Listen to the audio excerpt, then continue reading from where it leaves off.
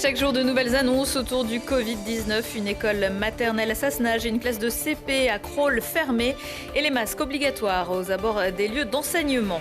Le Montrachet retrouve une activité viticole grâce à Laurent Gras. 4 ans après avoir planté des vignes sur les coteaux de la Bastille, l'heure était aux vendanges dimanche matin entre familles et bénévoles. Et puis c'était le retour du championnat de rugby de Pro D2 samedi soir au Stade des Alpes. Grenoble recevait Nevers et le FCG s'est imposé devant un peu plus de 4100 spectateurs. Bonsoir à tous, ravi de vous retrouver dans ce JT du lundi 7 septembre 2020.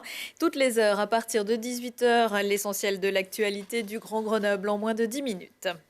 Une école maternelle fermée depuis ce lundi matin à Sassenage. La directrice de l'école Vercors, près du Furon, a été contrôlée positive au Covid-19. Les 80 élèves, 3 enseignants et 3 ATSEM resteront chez eux jusqu'au 18 septembre.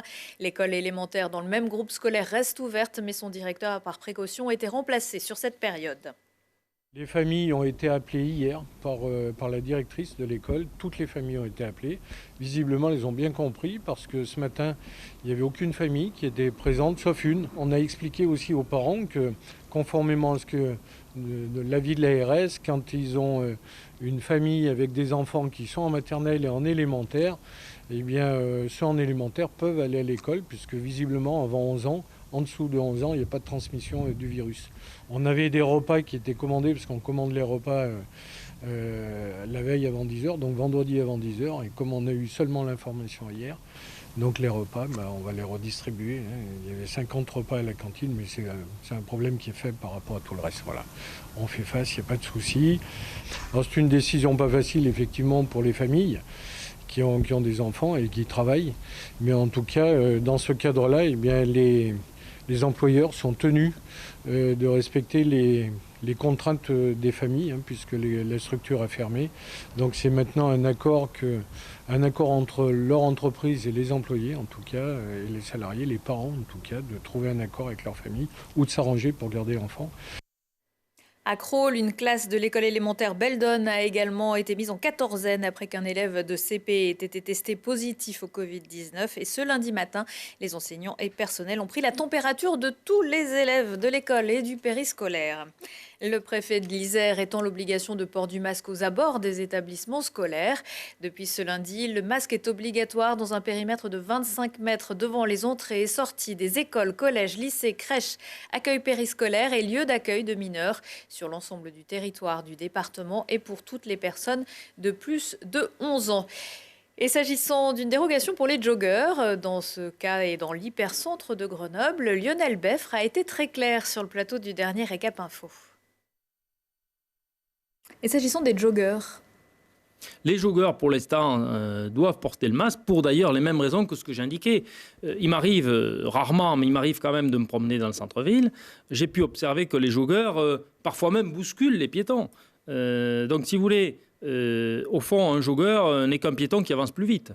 C'est pourquoi... Avec des baskets. Avec des baskets. Donc, c'est pourquoi, si vous voulez, je n'ai pas cru devoir distinguer le joggeur du piéton. D'autant, je le redis, que le joggeur a tendance à transpirer davantage, à évacuer davantage de gouttelettes. Donc, je ne vois pas pourquoi ceux qui sont a priori plus dangereux seraient exonérés du port du masque par rapport aux autres. Le Récap Info avec le préfet de l'Isère a retrouvé dans son intégralité en replay sur www.telegrenoble.net. Le lycée Argouges réclame l'ouverture d'une 8e classe de seconde. Les enseignants de l'établissement grenoblois ont manifesté en fin d'après-midi du lycée jusqu'au rectorat. Pour l'instant, on compte une classe de seconde à 35, 5 classes à 36 et une classe à 37. Impossible de faire cours dans ces conditions, estime-t-il.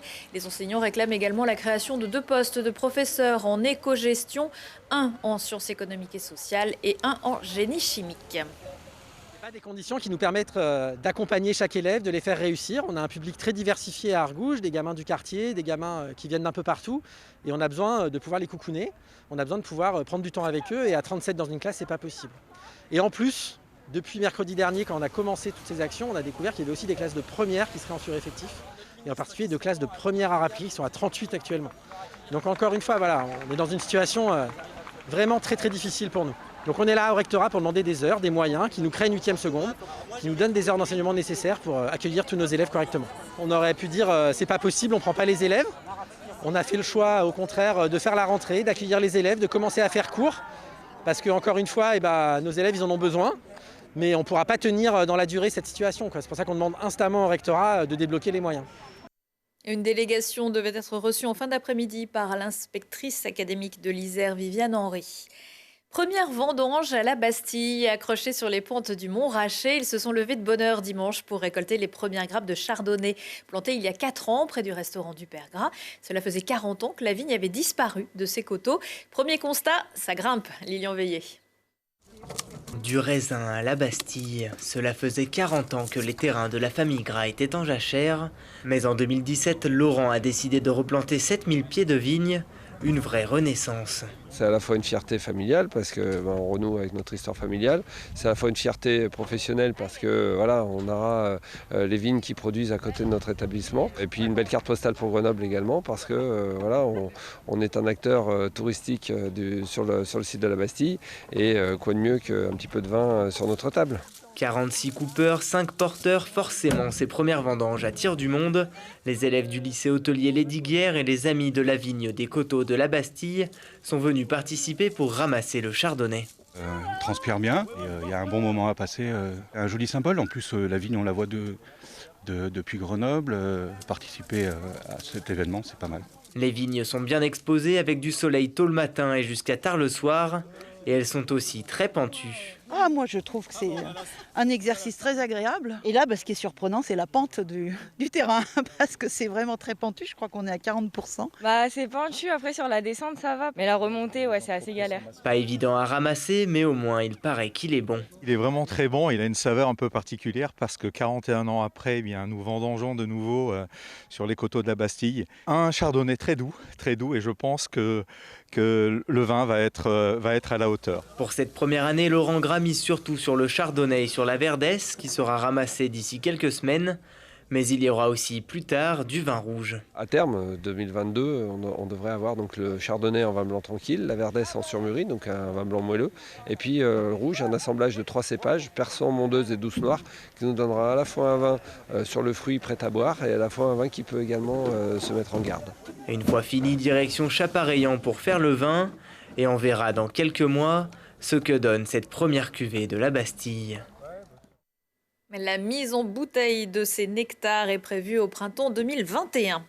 Premier Tour de France et première victoire d'étape pour l'Isérois Nance-Peters. C'était samedi dans les Pyrénées, mais on vous redonne l'info au cas où elle vous aurait échappé. Échappée belle comme celle du coureur d'AG2R, âgé de 26 ans, originaire de Monestier-du-Percy.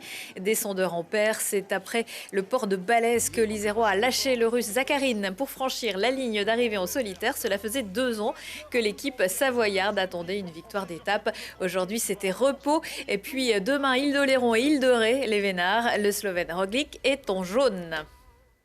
Le FCG démarre bien sa saison officielle en Pro D2 après un nul contre Toulon en match de préparation début août, une victoire contre Oyonnax la semaine dernière en amical à Lesdiguières. Grenoble recevait samedi Nevers. Malgré un relâchement en deuxième période, les Grenoblois sont parvenus à s'imposer 27-17. Lucille Dailly était dans les gradins. Ce n'est pas la foule des grands soirs, 5000 personnes, pas plus, distanciation oblige, mais les cœurs battent fort aux portes du Stade des Alpes, 6 mois jour pour jour après le dernier match officiel du FCG. Enfin, la compétition est de retour. C'est un peu long quand même, on avait hâte de les retrouver. Il faut surtout en profiter parce qu'on ne sait pas ce qui va arriver derrière maintenant, évidemment. Je pense que ça va être compliqué. On est prêt, on est chaud là. J'espère que cette année Grenoble va faire une saison d'enfer. On va grimper en top 14. Oui, écoutez, déjà qu'ils jouent bien, qu'ils mettent le paquet, puis après on verra. Alors le paquet, oui, mais de fautes. Un retour en piste truffé d'erreurs, d'en avant, des deux côtés. Et après cette mi-temps bien peu intéressante, les esprits se lâchent et le jeu revient. Comme si le temps s'était arrêté, le 3e ligne Deon Foury gratifie son équipe d'un essai comme il en avait l'habitude.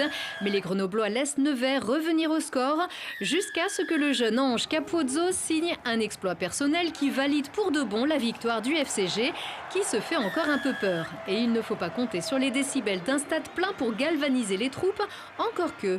Franchement, il n'y avait pas grand monde, mais ça a poussé quand même. On se l'est dit nous-mêmes à la fin du match.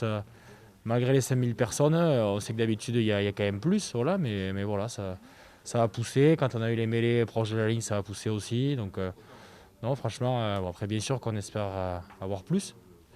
On peut faire passer un petit message, si on peut avoir plus de supporters, ça serait sympa, mais c'est pas nous qui décidons. Pour l'instant, on va se contenter de ça et en tout cas, c'était sympa de reprendre. Et c'est sympa de retrouver le haut du tableau et de profiter encore de tout ce qui sera bon à prendre. Le très haut du tableau, puisqu'après cette première journée, le FCG est en tête ex-aequo avec Valence. Prochain match pour Grenoble jeudi à Aurillac. Prochain rendez-vous avec l'actu dans 1 heure et en replay sur télégrenoble.net. Excellente soirée à tous.